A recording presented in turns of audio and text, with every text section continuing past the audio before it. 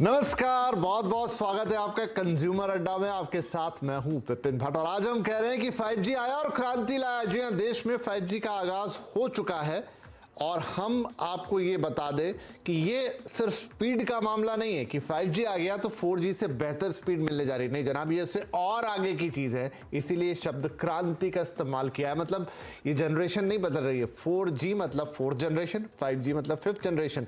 ये पूरा का पूरा युग बदल रहा है, क्योंकि अब मामला सिर्फ ऐसा नहीं रह गया कि आपकी जो मूवी है वो 12 सेकंड से 10 सेकंड में डाउनलोड हो जाएगी या फिर आपके ग्राफिक्स थोड़े तेज चलेंगे।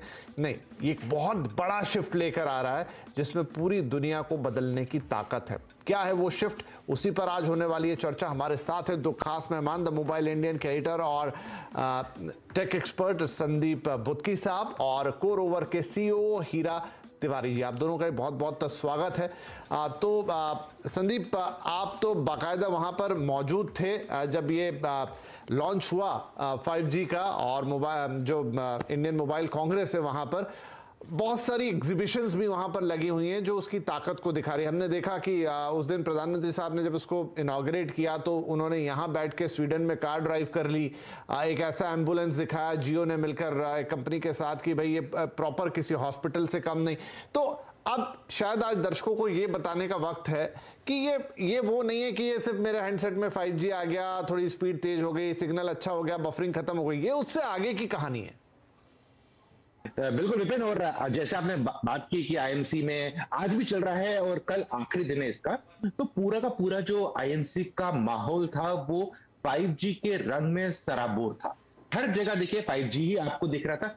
सर्विस नहीं, बहुत जितने भी लोगों ने अपने स्टॉल्स लगाए थे या बूथ्स लगाए थे या फिर एग्जाम्पल्स दिखा रहे थे, वो सबके सब 5G से रिलेटेड कुछ ना कुछ दिखा रहे थे और बोल रहे थे कि ये 5G के केस सिनेरियोस हो सकते हैं। अब सबसे पहले गौर करने वाली बात है, जैसे हमारे बहुत सारे व्यूअर्स होंगे जो इस टाइम पे खाली मोबाइल में कंज्यूमर्स होते हैं, जो देखना चाहते हैं कि स्पीड कितनी है, हम ये सब चीजें कर सकते हैं, एंटरटेनमेंट कर सकते हैं, गेम खेल सकते हैं। जी हाँ, आपके लिए डेफिनेटली सहूलियत होगी और जो आप एक्सपेक्ट कर रहे हैं वो आपको मिलेगा।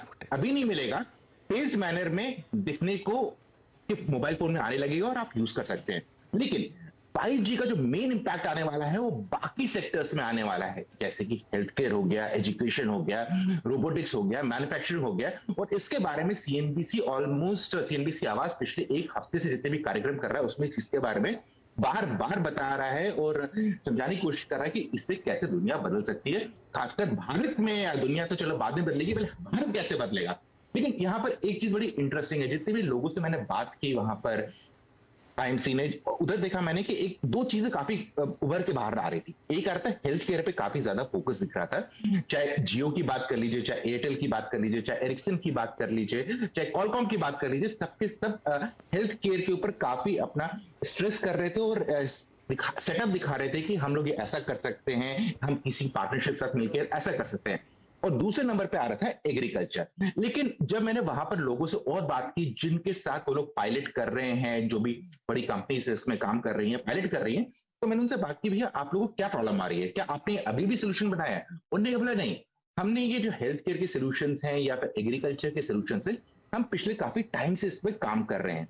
लेकिन अभी प्रॉब्लम ये आ रही है कि जब तक 5G अच्छे से रोल आउट नहीं होगा और साथ ही साथ इक्विपमेंट की कॉस्ट कम नहीं होगी। इक्विपमेंट खाली 5G फोन नहीं है, बाकी इक्विपमेंट्स भी चाहिए, जैसे कि एग्रीकल्चर की बात कर लीजिए आप या फिर हेल्थ केयर की बात कर लीजिए, आपको सेंसर्स चाहिए होते हैं। या फिर एक जगह ये भी दर्शाया गया था कि जो एक भैंस है, भैंस और जो आपके पौधे लगे हुए हैं उनके लिए भी सेंसस मिल जाएंगे, जिससे एक किसान को रियल टाइम में पता लग जाएगा कि कहां पर सॉइल कैसी है, नमी कैसी है, उसको क्या देना है, कौन सा खाद देना है, या भैंस की तबीयत ठीक ठाक है, उसका दूध की जो यील्ड है उतनी रहेगी कि नहीं रहेगी। लेकिन जो सेंसस है इनका दाम, जो पूरा सेट की बात कर लीजिए, 20 से 30,000 रुपए के बीच में आएगा।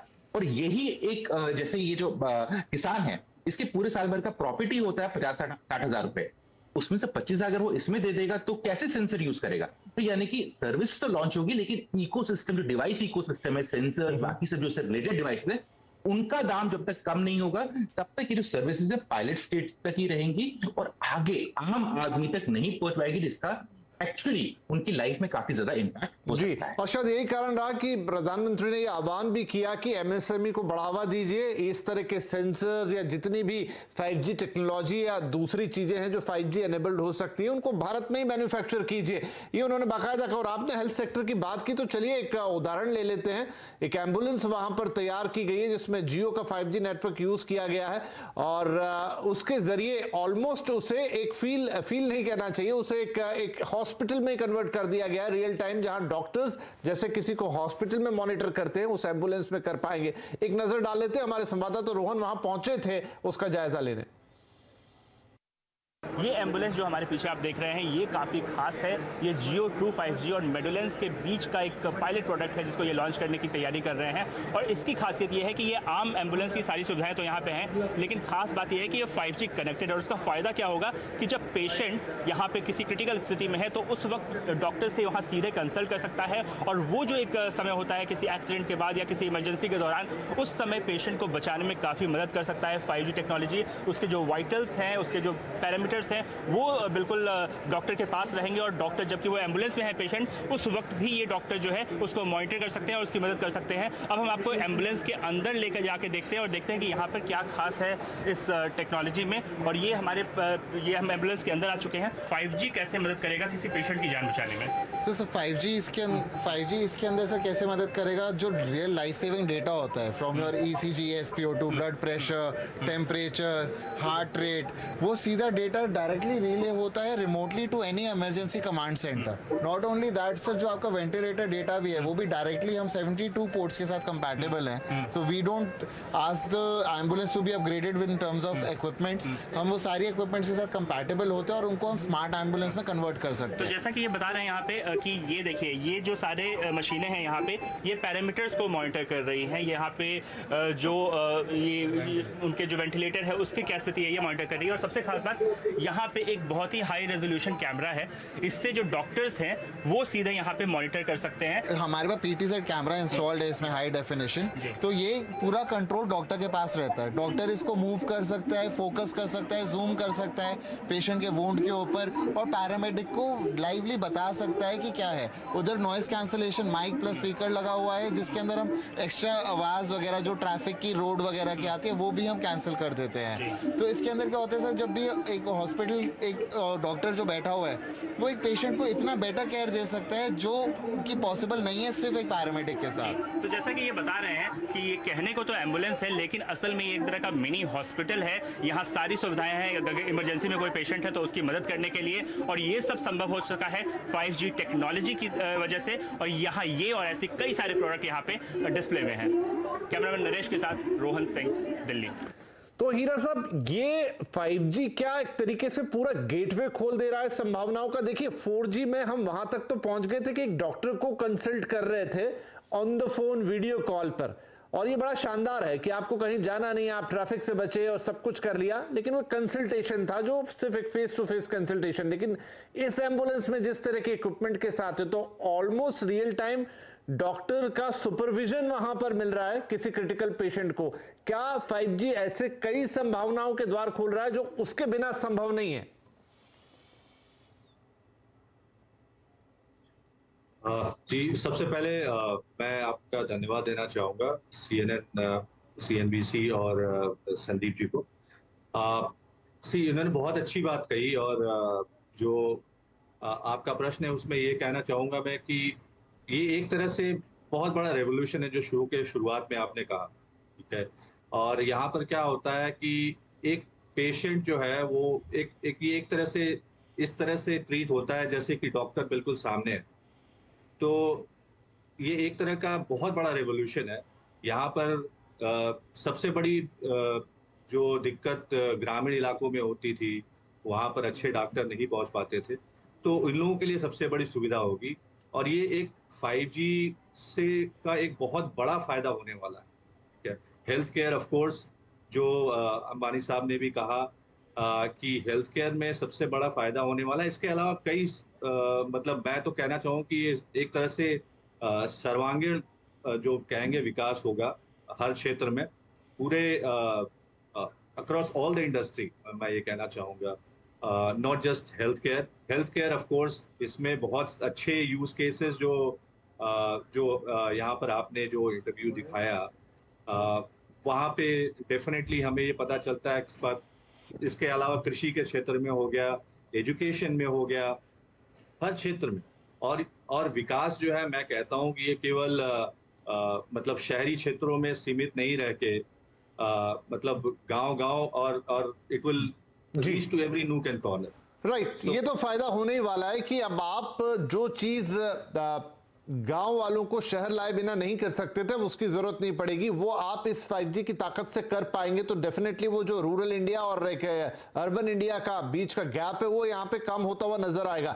और सिर्फ मेडिकल ही क्यों, हर चीज में, इनफैक्ट रोबोटिक्स, एक और उदाहरण देख लेते हैं। यहाँ पे रोहन ने काफी कुछ काम किया आज कि कैसे रोबोटिक्स से अब आपके काम आसान होंगे। और आप तो हीरा साहब इस पे थोड़ी और हम प्रकाश डाल पाएंगे, पहले देख लेते हैं, फिर मैं आपसे बातचीत आगे बढ़ाता हूँ। जिस इंडस्ट्री को 5G का सबसे ज़्यादा इंतजार है वो है मैन्युफैक्चरिंग इंडस्ट्री। फैक्ट्रीज के फ्लोर्स पर आजकल इंसानों से ज़्यादा रोबोट्स दिख रहे हैं और रोबोट्स 5G की भाषा बहुत अच्छे से समझते हैं। और यहीं पे यहाँ पे एयरटेल की एक स्मार्ट फैक्ट्री का यहाँ पे डिस्प्ले है जो कि नोकिया के साथ कोलैबोरेशन में है। और ये काम कैसे करता है यही पूछते हैं। मैडम, एक जो मॉडल आपने यहाँ पे क्रिएट किया है स्मार्ट फैक्ट्री का, ये काम कैसे करता है, क्या है ये सिस्टम? और यहाँ पे कई सारे रोबोट्स दिख रहे हैं हमें। हाँ, सो बेसिकली इधर क्या होता है कि हमारा फैक्ट्री में ये जो सोल्डरिंग की एक्टिविटी होती है या जो कोई भी एक्टिविटी जहाँ पे चिपसेट इन्वॉल्व होता है वो लो लेटेंसी रिक्वायरमेंट है। और अगर आज का दिन में हम लोग मैन्युफैक्चरिंग बेल्ट में देखते हैं तो वो पूरा मैन्युफैक्चरिंग बेल्ट में किसी हज़ारों बंदों को बैठ के उसका पूरा चिपसेट का क्वालिटी देख के उसको ये करना। इसमें क्या होता है, एआई की लॉजिक में हम लोग ये बिल्ड किया है कि जो सोल्डरिंग वाला है थ्रू ऑटोमेटेड गाइडेड व्हीकल्स जो एजीवी बोलते हैं और ऑटोमेटिक इंटेलिजेंट व्हीकल्स जो आपको रोबोट में देखते हैं, उसमें हम लोग प्रोग्राम करके बैठते हैं कि वो वाला जो कार्ड उधर से पिक करके जो पर्टिकुलर सेमीकंडक्टर के उससे थ्रू वो जाता है हमारा प्लांट पे। जैसे अगर हम दिखा सकें यहाँ पे कि ये जो रोबोट है ये पहुंच चुका है, ये जो मशीन पहुंच चुका है, जो जहाँ पिक करके आया है। अभी ये क्या करेगा, अच्छा इसको सिर्फ मूव करेंगे क्योंकि वो तो वो उसको देखेगा वो रोबोट और उसका जो भी करेक्ट कार्ड लेके आया है या करेक्ट सर्क्यूट लेके आया है वो उसको वेरीफाई करेगा। और इधर हमारा सिस्टम में ये स्क्रीन पे चलता है, ये पूरा प्रोसेस मैन होता है। जब ये एक्यूरेट और कंप्लीटेड बोलता है तब ये पिकअप करके उधर रखता है। So that's the entire process of this entire factory. तो 5G काफ़ी मदद करने जा रहा है, खासतौर पे जो इंडस्ट्री सेक्टर है, फैक्ट्री सेटअप है वहाँ पे। और इस तरह के रोबोट्स और इस तरह के डिवाइसेस आपको आने वाले दिनों में भारत की अधिकतर फैक्ट्रीज में देखने को मिलेगी। और यही यहाँ पे एयरटेल के स्मार्ट फैक्ट्री के इस मॉडल में दिखाया गया है। कैमरामैन नरेश के साथ रोहन सिंह, दिल्ली। तो संदीप, न सिर्फ मेडिकल, न सिर्फ एजुकेशन, लेकिन हमारी इंडस्ट्री को भी इससे एक बड़ा बूस्ट मिलने वाला। बहुत सारी चीजें जो ये उदाहरण उन्होंने दिया ये रोबोटिक्स का, क्या आपको लगता है इससे एक और बड़ा लीप मिलेगा यहाँ पर इंडस्ट्री को? बिल्कुल बिल्कुल विपिन। और रोहन, जो आपको अभी फीस दे रहे हैं, हॉस्पिटल का दे दिया, फैक्ट्री सेटअप का दे दिया, ये काफी कम है। क्योंकि अगर रोहन जितने भी शूट कर रहा है वहां पर, वो आपको देने लगेगा तो आपका पूरा दिन ही केस स्टडीज दिखाने में निकल जाएगा। लेकिन बहरहाल जो इंटरेस्टिंग चीजें रोहन ने दिखाई है, एक रोबोटिक्स से रिलेटेड और एक हेल्थ केयर से रिलेटेड, ये काफी इंपॉर्टेंट है। तो मैं एक थोड़ा सा टिप्पणी करना चाहूंगा हेल्थ केयर वाले सेगमेंट पे जो रोहन ने जियो के बूथ पे दिखाया था। उसमें सबसे इंटरेस्टिंग बात पता है क्या है? वो ये है कि जितने भी एक्सीडेंट विक्टिम होते हैं या जिन लोगों को कभी हार्ट अटैक आ जाता है, उस टाइम में मैक्सिमम पेशेंट्स को की डेथ हो जाती है या बहुत लोग परेशान हो जाते हैं। वो इसलिए होते हैं क्योंकि रियल टाइम पे डेटा डॉक्टर के पास नहीं पहुंच पाता है। मतलब कि कोई एक्सीडेंट विक्टिम है, जब तक वो हॉस्पिटल पहुंचते हैं वहां पर दोबारा चेक किया जाता है अच्छा डेटा क्या था, कितना फ्लक्चुएट किया था। उनके पास रियल टाइम एम्बुलेंस का डेटा नहीं आ रहा है। और ये डेटा जब डॉक्टर के पास होता है तो इलाज करना ज्यादा अच्छा रह पाता है और वो आगे का कदम सोच सकते हैं बनस्बत इसके कि वो स्क्रैच से स्टार्ट करें। मैन्युफैक्चरिंग की बात करें तो मैन्युफैक्चरिंग में बहुत सारी चीजें ऐसी होती है जो हेल्थ के लिए या सेफ्टी के पॉइंट ऑफ व्यू से काफी हैजर्डस हो सकती है वर्कर्स के लिए, और उसकी वजह से काम थोड़ा स्लो हो जाता है। तो अब क्या होगा कि अगर रोबोटिक्स और जो मशीनरी कंट्रोल्ड होगी वाया द नेटवर्क, उससे उस जगह पे हमें इंसानी जान का कोई खतरा नहीं होगा और काम सुचारू रूप से चलता रहेगा और प्रोडक्शन में कोई कमी नहीं आएगी। यानी कि जो हम लोग का ड्रीम है मैन्युफैक्चरिंग में भारत को विश्व मैप में नंबर 1 लाने का, वो उस पाथ पे हम अग्रसर हो चुके हैं। और खासकर जो नई टेक्नोलॉजीज आ रही हैं डेटा कनेक्टिविटी की, जिससे काफी मदद मिलेगी। राइट हीरा साहब, क्या एक कमेंट आपका भी कि ये एक इंडस्ट्रियल रिवॉल्यूशन का एक अगला पार्ट होगा? जी बिल्कुल, मेरा भी मानना बिल्कुल यही है। और मैं तो कहता हूँ कि देखिए, टेक्नोलॉजी जो है वो आज के दिन में किसी भी देश और एक्चुअली विश्व के को इम्प्रूव करने के लिए और उसको आगे बढ़ाने के लिए एक बहुत बड़ा प्रेरक है। और इस क्षेत्र में मैं कहता हूँ कि ये 21वीं सदी की सबसे बड़ा रेवोल्यूशन मैं इसको कहूँगा, क्योंकि ये इसकी वजह से क्या होगा कि पूरे प्रौद्योगिकी टेक्नोलॉजी क्षेत्र का मैं कहूँगा चौमुखी विकास होगा, राइट। और हर क्षेत्र में हमने 2 एग्जांपल्स देखे, जो कि मेडिकल क्षेत्र से और मैन्युफैक्चरिंग क्षेत्र से। बट मेरा मानना यह है, इससे हर इंडस्ट्री का विकास होगा। स्पेशली मैं कहूँगा कि हमारे क्षेत्र में हम प्राइमरली टेक्निकल AI ML क्षेत्र से आते हैं, और वहाँ पर भी इसका काफ़ी महत्व होगा। और इसकी वजह से क्या होगा कि जो कुछ हमारे जैसे वीडियो कॉमर्स वगैरह है, वहाँ पर क्या होता है कि यूजर एंड से कभी ऑब्वियसली लेटेंसी होती है नेटवर्क की वजह से। वो चीज़ें ऑब्वियसली वो सीमलेस हो जाएंगी, और एक कंज्यूमर एक्सपीरियंस बढ़िया होगा, राइट। ओवरऑल आई थिंक ये बहुत बढ़िया काम करने वाला है। और राइट, तो एक क्रांति का सूत्रपात जो हम बोल रहे हैं वो गलत नहीं है आपकी, जहां पर एक पूरा का पूरा आपका एनवायरनमेंट, इकोसिस्टम और एक्सपीरियंस, ये तीनों चीजें चेंज हो जाएंगी हमेशा के लिए। आगे हो सकता है हम और जनरेशंस देखें 6G 7G, लेकिन कहीं ना कहीं से जो शुरुआत होती है वो बड़ी इंपॉर्टेंट होती है और उसी पर फिर आगे का विकास निर्भर करता है। एक छोटा ब्रेक लेंगे और इस बातचीत को आगे बढ़ाएंगे।